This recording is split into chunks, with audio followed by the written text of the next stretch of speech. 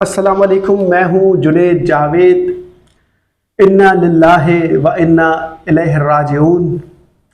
यकीन नहीं आ रहा, भरोसा नहीं हो पा रहा। वो ख़बर जो मैं अपनी आंखों से देख कर आया हूँ, उस खबर पर भी मुझे यकीन नहीं आ रहा कि मेरा प्यारा दोस्त, भाइयों जैसा दोस्त खावर हुसैन अब इस दुनिया में नहीं रहा। खबर कुछ यूँ है कि खावर हुसैन को सांगड़ के इलाके में एक मुकामी होटल के या रेस्टोरेंट के बाहर से उसकी लाश उसकी कार में से बरामद हुई। करीब करीब जब लोगों ने देखा तो फौरी तौर पर पुलिस को मुतला किया और पुलिस मौके पर पहुंचकर जो है उसने जांच पड़ताल शुरू की, तफ्तीश का आगाज़ किया। खावर हुसैन के सर में जो है वो गोली लगी हुई थी, हाथ में उसके पिस्टल था और वो हम सबको छोड़कर जा चुका था। बहुत ही अजीब सी सूरत हाल है कि वो शख्स जिसके साथ 14 साल की 12 साल की मेरी दोस्ती रही और उस 12 साल की दोस्ती के दौरान खावर हुसैन एक बेहतरीन दोस्त साबित हुआ। खाया पिया उठा बैठा साथ। अपना न्यूज़ चैनल में जब खावर था तो उसके साथ दोस्ती हुई और दोस्ती के बाद फिर उसने मुख्तलिफ़ टीवी चैनल्स में काम किया, मैंने भी मुख्तलिफ़ टीवी चैनल्स में काम किया। एक साथ काम करने का मौका खावर हुसैन के साथ मुझे आज न्यूज़ में मिला।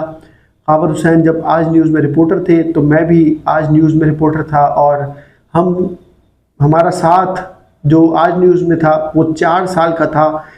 इस 4 साल के साथ में खावर हुसैन के साथ हंसी मजाक होती रही। दोस्तों के बीच जो कुछ हो सकता था वो तमाम तर चीज़ें होती रही। खावर को शायरी का बड़ा शौक़ था, शायरी सुनाया करता था, नज़में सुनाया करता था। अपनी फेसबुक पर भी बहुत सारी नज़में उसने अपलोड की हुई हैं और जब कभी भूख लगती तो मुझे आवाज़ देता, मेमन भूख लग रही है, तो कभी वो पैसे दे देता था, कभी मैं पैसे दे देता था। ऐसी दोस्ती यारियाँ चलती हैं। बड़ा बेहतरीन सा माहौल था खावर के साथ। कभी कोई ऐसा काम पड़ा कि ठीक है यार खावर तेरे बस में तू कर दे, तो खावर के बस में ना होते हुए भी वो किसी और को कहकर वो मेरा काम करवा दिया करता था। एक फ़ोन पर जवाब दे दिया करता था। कुछ ही दिनों पहले मैं उसको फ़ोन कर रहा था तो कहीं मसरूफ़ था, तो उसने कहा यार मैं बिज़ी हूँ, मैं तुझे फ़ोन करता हूँ। तो बस इतनी बात हुई। मुझे ये मालूम नहीं था कि आइंदा के बाद खावर से कभी बात नहीं हो सकेगी और वही कॉल जो है वो आखिरी कॉल होगी। प्यारे दोस्त, प्यारे भाई खावर के लिए यही दुआ है कि अल्लाह ताला उसे जन्नतुल फिरदौस में आला मुकाम अता फरमाए, उसके वालिदैन को, उसके अहले खाना को सब्र जमील अता फरमाए और नबी पाक सल्लल्लाहु अलैहि वसल्लम का पड़ोस उसे नसीब फरमाए। मैं इस बात को हज़म नहीं कर पा रहा हूँ कि खावर की जो मौत है वो खुदकुशी है। वजह यह है कि खावर के साथ जो भी लम्हात गुजरे, जो भी वक्त खावर के साथ गुजरा, वो बड़ा हंसमुख किस्म का इंसान था और वो खुदकुशी करना तो दूर कर, खुदकुशी करने के लिए सोच भी नहीं सकता था। कभी परेशानियां आई, कभी कोई मामला ऐसा हुआ तो वो दोस्तों से डिस्कस कर लिया करता था कि यार मैं करूं क्या, कैसे निकलूं, यहाँ पे फंस गया हूँ। कभी उसको कोई फाइनेंशियली मामलात में भी कोई ज़रूरत होती थी, वो दोस्तों के साथ वो बोलचाल करके मामलात जो है वो हल करने की तरफ ले जाया करता था।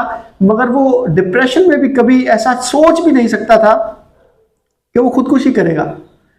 बज़ाहिर जो चीज़ें वीडियोस में नज़र आ रही हैं उससे तो ऐसा लगता है कि शायद खावर ने खुदकुशी की हो। मैं मान नहीं सकता कि खावर ने खुदकुशी की हो। पुलिस को इस तमाम मामलात पर जो है वो तहकीकात करनी चाहिए।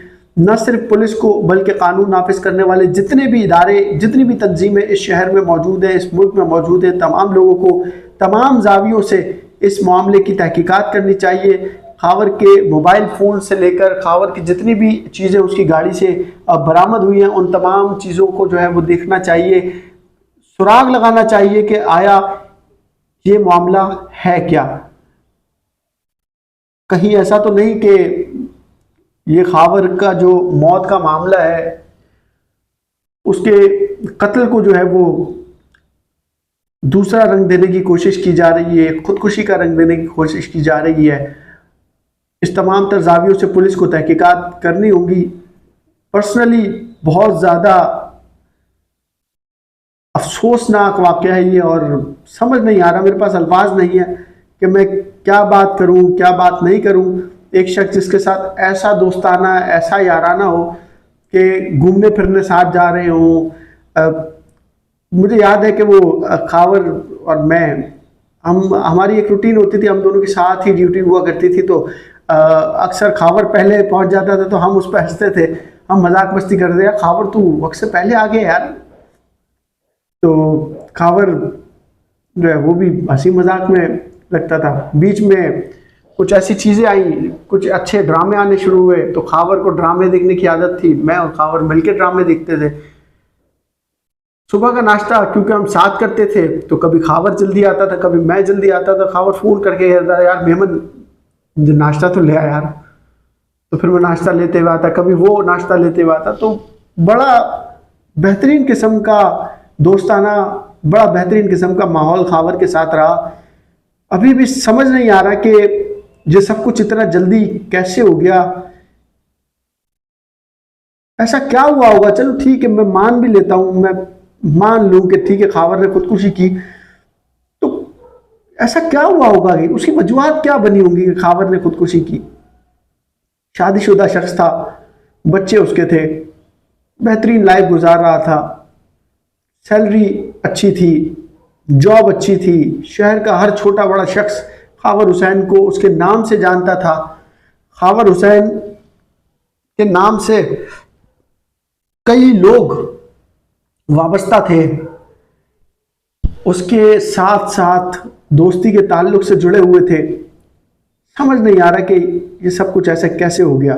वज़ीर आला सिंध सैयद मुराद अली शाह ने मामले का नोटिस लिया है, आईजी सिंध ने मामले का नोटिस लिया है, पुलिस इस पर वर्किंग कर रही है, वज़ीर दाखिला ने मामले का नोटिस लिया है। बस अब ये कहानियाँ, मामला जो है वो नोटिस की हद तक नहीं रहने चाहिए, तहकीकात होनी चाहिए, साफ शफाफ तहकीकात होनी चाहिए, और मालूम होना चाहिए कि ये वाक़या क्या हुआ और आया, ये कत्ल है या खुदकुशी।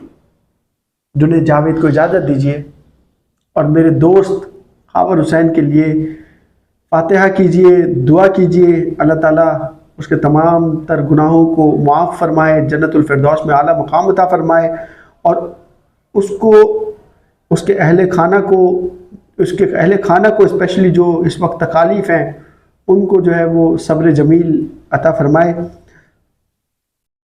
अपने भाई जुनैद जावेद को इजाज़त दीजिएगा। अल्लाह के बाद।